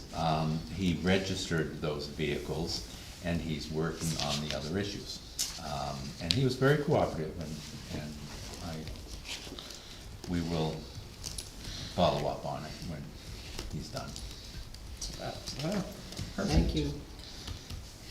And that's how it's supposed to work. That's right. You know, that's, And most times, people You know, are usually pretty yeah. reasonable. you know, we've been having a lot of, you know, getting our procedure of how we take a complaint tends to, I think we need a little clarification on that. So Russ and I have been talking about that a little bit. Because oftentimes, when people will tell you about a complaint, they don't have facts. Or, You mean there's two sides to every story and then there's the truth? I always think of our attorney one time, when Russ was speaking to him, I think, and he just says, well, what are the facts? Well, Right, right, yes, put emotions That's what we aside, take to right, court. Yeah. right. If all this stuff fails, we need this stuff lined up to bring it before a judge, and if we don't have it. We need writing, Well, not just everything that- in writing. Not just that, as you take any complaint or anything, or do any kind of research, getting all excited about what you first get told until you find out what the facts are Well, is it's frustrating not so because, good. you know, we've been criticized a little bit, and we're big boys, we can take Right, it, but right. we've been criticized a little bit, but it's, you've gotta understand, you've gotta really know what you're doing. Right. And you can't just go in there on half a wing. Yeah, 'cause Please it needs don't. to be the same each time. Yeah, yeah. As No. Russ would say, the facts are the facts and the The rules rules are the rules. And I wanna make sure that we have the right information before we bring any complaint. And as fair as you can be, Right, Yep. do you know what I mean? because I need to be able to present it to you to make a decision, and if I can't present it because I don't have enough information, then it's not getting, And I don't like to backpedal. same.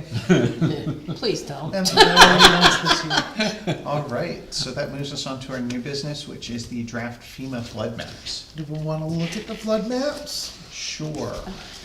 Because we have them, if you wanna look at Do you them. have them on there? I actually have them loaded up. Perfect. You need a dog. What are we gonna do about it? I need the dongle. I mean, I'm just gonna show. Once we review it, Well, we don't have to review it, it's a GIS map. it's so telling you what's can- going on. So you can type in your address and it'll show you what Ah. the flood maps are around your address. Oh, neat. It's actually nationwide, I can look at any place, Just what, you're really interested in any place. any place. Any place USA. Well, let's say you wanted to buy some land in Oklahoma, you wanna make sure you're not in the flood zone, right? I don't remember how this works. Or you just watch like all of Louisiana be in the flood zone. And I pulled up Don't go town to that hall. state. I think I have to click it, or do you have to give it to me? So you'll click it and then Oh, it should See? Oh, ask. it's not what it's telling you right now. Well, that's red. But at least It's that's not directions, that's Okay, better so than yours normal. is red, so now it knows that it's attached, so try again. That's supposed to be doing it. Oh, because you've only got one thing plugged in. What's the other thing I'm supposed to have? Because plugged in? she, Well, you had she the, had her own yeah, cable. remember the That's one why. she said, this is my life, don't be taking it? Oh, that's right. That's my fault. Okay, well, I should have given you the HDMI cable. now I'm confused. To actually connect to video. That's for powering the device, that'll get you video. Because I'm using the other one that has it attached. Which you, Oh, this should be interesting. Isn't it though? Don't zap yourself. oh my god. Workers' comp. And he wanted to show Well, his we'll be flood. flooded now. All right, now I have to hit the button again? You don't hold it, just, now that your, Oh, I haven't your hit screen has flashed, now you should have Nothing. your stuff, so just tap the button. Well, now my screen's all messed up. Well, you shouldn't have told him you had this.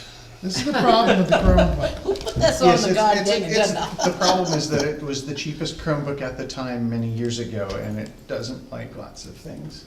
Where is my whole display? Oh.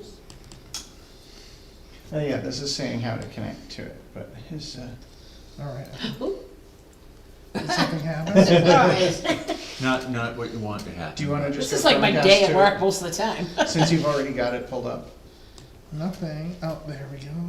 Well, I got the maps pulled up again. We're not seeing anything.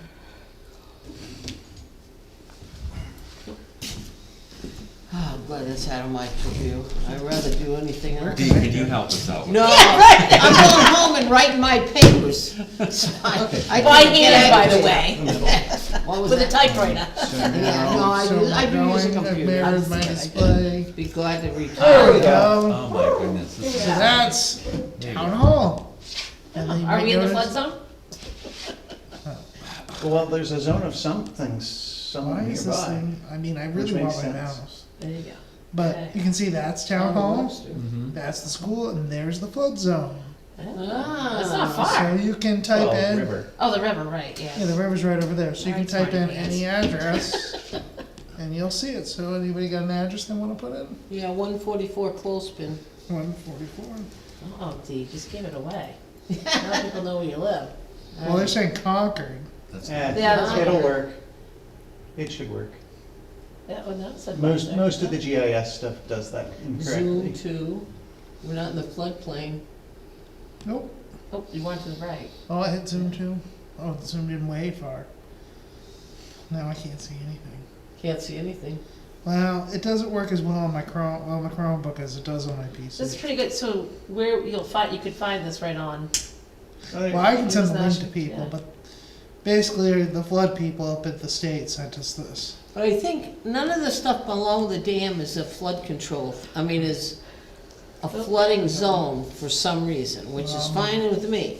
So did this change a lot of things, Russ, or No. it didn't really, did it? was From already what I've covered. seen, they're pretty much the same. Yeah. There. And so, And that's the bridge. Oh, up there's the bridge. Yep, So the stripes are the river. yep. And then you have the Zone AE, which I'd have to go rewatch my video what those all mean. Mhm. But Oh, okay. cool, alright. that's basically it. Cool. And the next step is they're going to have a meeting about it to review it.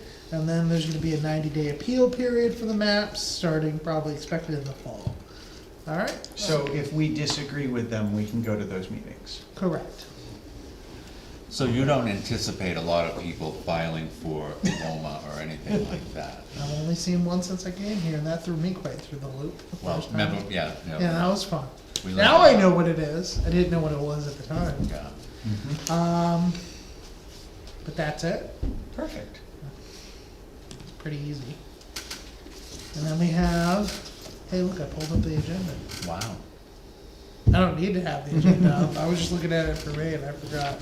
All right, I'm gonna unplug myself. All right. I'll just Unplug turn yourself. that off. Save our power. But I am next on the agenda too. Yes, so that moves us to abatements and what?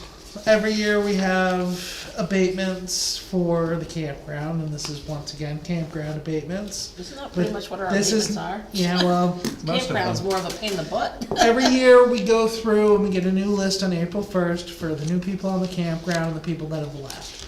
So the assessors didn't make all the changes yet for the people that had left, so they still had values on there that hadn't been removed. So this is the complete list of bills that should never have been issued. Oh, Because the campground owner pays taxes on the entire campground, not the individual lots. And the next one is a land use change tax.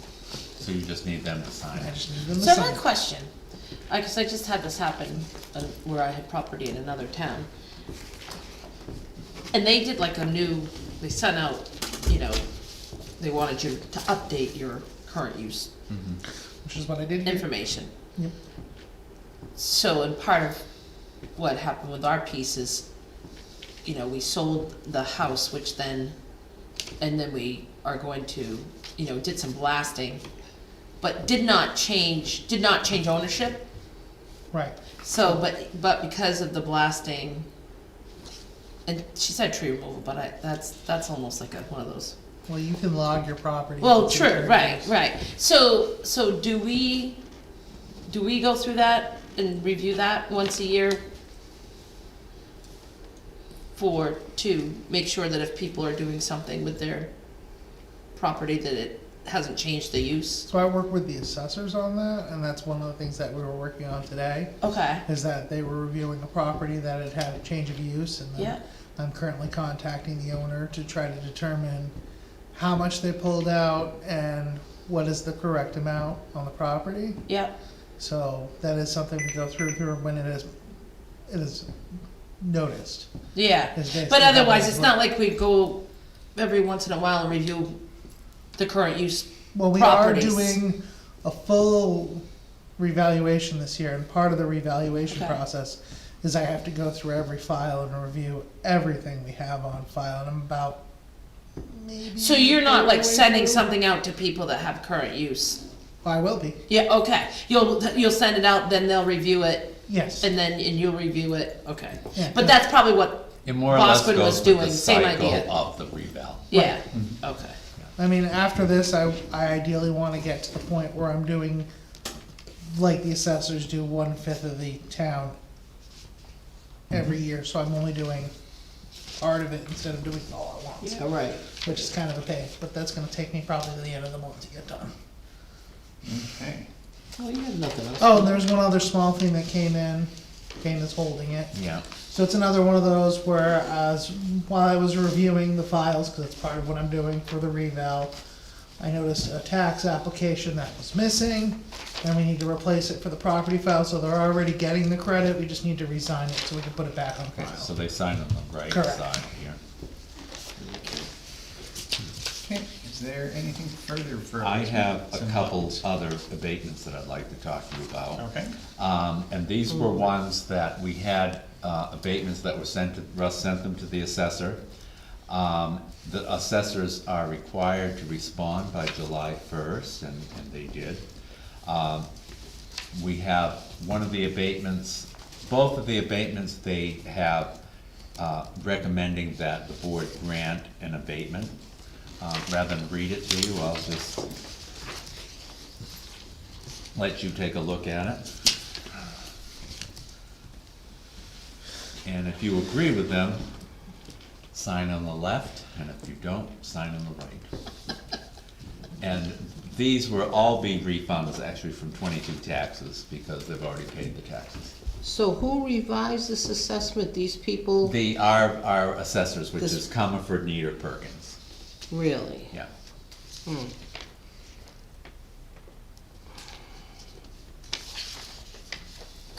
Hey, look at this one, I'll look at this one.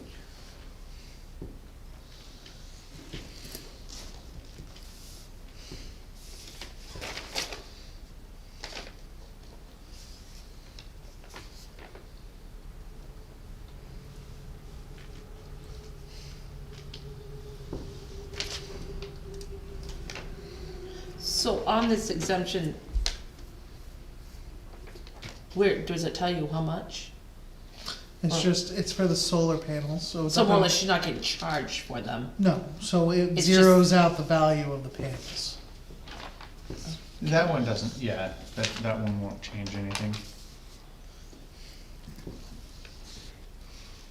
And how did we end up using, cause there's these guys and then, who's Bosquen used to do the evaluations? I think they use Avatar. Avatar, right? Yeah. Yeah, that's Now, right. how do you end up with somebody different like that? Well, 5 years ago, or in 2018, I believe it was, the board put an RFP out to pick an assessor, and this was the company that won the bid at that Gotcha. time.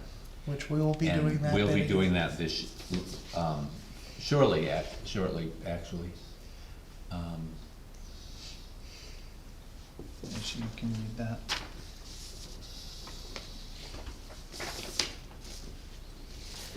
Is it saying a right of way? Oh, if you're talking about that other one, I know a lot of the details on, What was the that? one with Old Route 2027. Yeah, that was a tricky one. That is a very tricky one.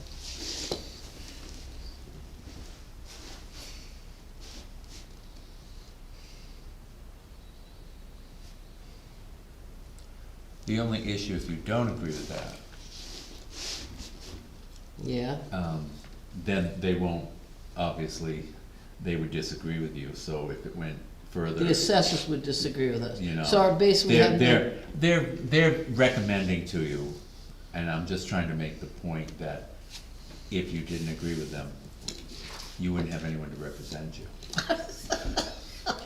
Okay, that sounds interesting. As- Do we have a big choice now, do we?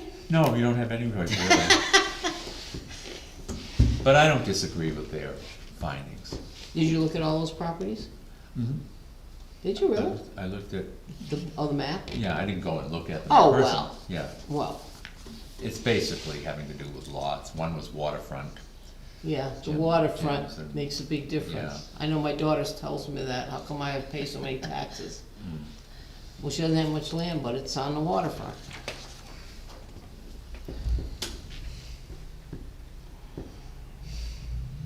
So they split the land to not be able to use it, to say it's not worth as much. That one's a fun one, cause it's something, you've heard about the involuntary mergers, or Yes, there were involuntary mergers that can be unwound. Right. And So what they have not happened been. is, way back in the day, old Route 127 was moved, and it split the lot, and there was a law that said, you know, if they're not connecting, you can They're split now the. two lots. They're now two lots. However, that law is no longer in existence, but the town did split their lots, was, technically was, it wasn't an approved subdivision, it got split. And then the future assessor put it back together. And This is then the one that's talking. it's now been unmerged, so it's in this gray area, that lot, Well, I believe the property owner wanted it unmerged. wanted it unmerged, Yeah. but the gray area on that one is whether that unmerged lot would be buildable. And the answer is, I have no idea, that's likely gonna be a very interesting ZBA case. And with the other, it mentions right of way to a neighboring lot, but that's not the road, correct? I would have to talk to the assessors on that one. Dana, I think you looked at that one. I have to read, to refresh my memory what it says. I don't know that, I think I kinda remember years ago, it used to be a Oh, I'm looking at Jim's, and okay. Yeah, that's the one I thought, that's why I don't know that much about that one. I know a lot about that one. And Yeah, there's a right-of-way, between the waterfront and his property. It's on his property, but he doesn't necessarily have use of that area, is what they're saying.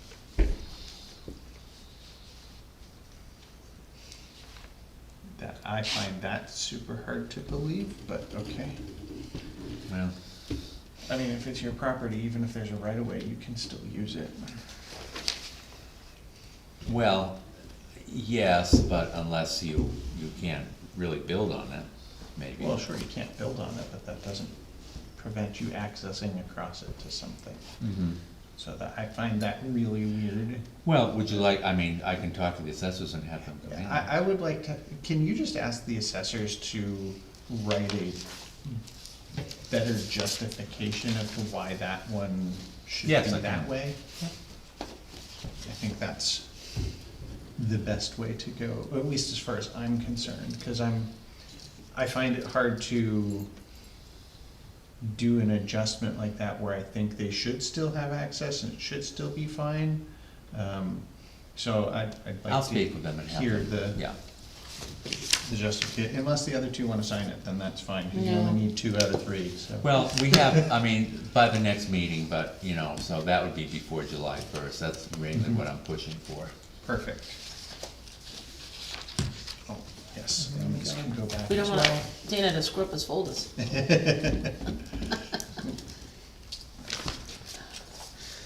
Okay.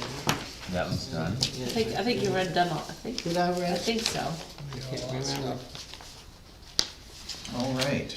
Any other abatement or what? Fortunately, no. Yeah. All right.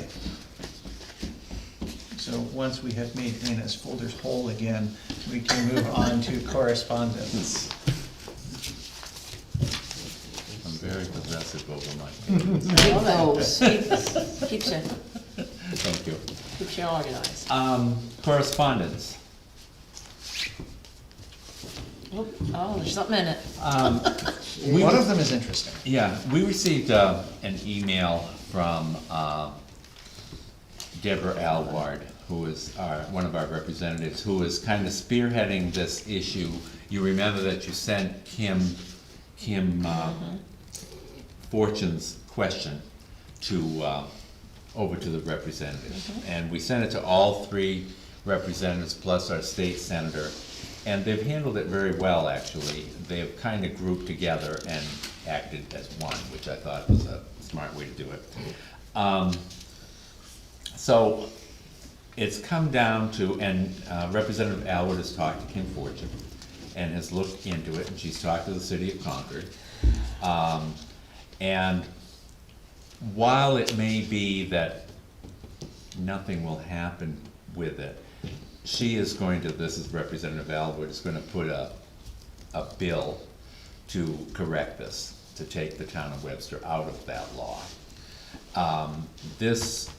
She needs to know, she would like to get the select board's official position, whether you would support that bill or not. And also, she'd like to know if you would like to testify before the state, I can't think who, legislature, on this. So, just speaking for myself, you never know when they're gonna schedule anything down at the legislature, and sometimes they don't even know until like the same week. So I don't want to, while I'm happy to speak on the issue, I don't want to put myself in a position where I have to drop everything, and especially with lots of commitments through the summer, et cetera. But I think it would be absolutely appropriate for us to draft a letter that says we support having this removed or changed because of X, Y, Z. Of course, we'd kind of have to know what the draft of the bill would be to talk to those points and say, and support this particular bill. Okay, I can certainly ask for that. But I think that would probably be the most appropriate, because we could go on record with that letter supporting it, et cetera, as the town. So what I'm suggesting is that maybe I'll get a copy of what the proposed bill looks like. I'll write a letter to get it framed and have you look at it at your next meeting, and by then you'll have a chance to make any adjustment that you feel is necessary. I understand what you're saying about it always is an odd thing, their schedule, et cetera, et cetera. Now granted, that's just me, I'm only one of the three of us. You know, so- and I guess I'm just making I've a been to the statement legislature to that. testify enough. Right, yeah. It's usually hot, people are sleeping. Right. Although it's funny when you testify after lunch, and I give these guys credit, but they're sitting there listening to everybody's and you got people doing this.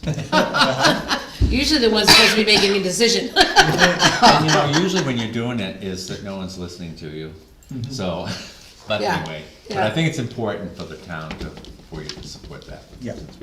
Agreed. I mean, again, we have to know what the bill is expected to be to say that we're gonna support it. You know, in due diligence efforts, but I would expect that that would be a reasonable thing. Are there any other comments or? Sounds good, Davis. You Okay. just said what we were thinking. All right. Amazing. We got a letter, the quarterly update regarding the permitting process from a company called Olivewood Energy. Never heard of them. Well, there are plenty from that.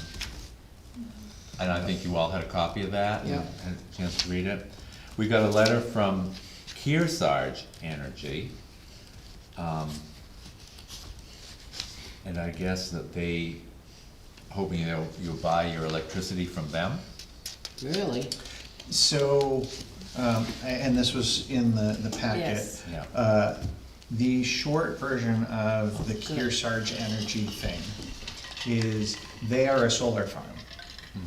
And basically what they're trying to do is have us pay to install panels on their farm and net meter with them so that we get credits off of the amount that we installed over there, rather than us just installing our own solar panels and doing it here like we've been doing. We would not save money on electricity because we're already doing this. And we already offset all of our usage statistics that way. So they say no upfront costs or investment of capital, but they're hedging and sliding the whole thing for values, et cetera. So you have to consider it as basically a installation loan / long-term agreement for power, neither of which are likely to be beneficial for us as the town, since we already offset all of our own usage. The next one that's in there, and this is a second letter you've gotten from Solitude Lake Management regarding the weeding over at Pillsbury Lake. I thought it was the same letter, but when I read through, there was a few changes to it, but the gist is the same. They're just telling you that they're going to be treating the lake over there with some chemicals to get rid of the weeds. Don't be swimming after 6 hours. Don't use the water to irrigate your garden. Don't And I'm take a sure they drink. have to do that by law to send that out, so. And if you want any further information on that, or when / how these sorts of decisions get made, that's being handled by Pillsbury Lakes. It's kind of an offshoot related to, but not actually the village district, I believe, but they call it the Love Your Lake Committee. And so you can contact Pillsbury Lake Village District to get information on when that would meet and for any meeting minutes. And the last thing is a notice regarding a planning board approval. Yeah, subdivision. You'll get another one probably at the end of the month. And that was the, What was that? You'll probably get another subdivision approval later on this month. Really? that's it for correspondence, Dave. Perfect, thank you. And that subdivision appears to be creating, is it just one split off? Yep. Okay. Yeah, I think they got like a lease of 99 All years. right. Yeah. It's pretty straightforward. Yeah, meeting. So, well, that brings us to our normal public comment, unless anyone else has correspondence.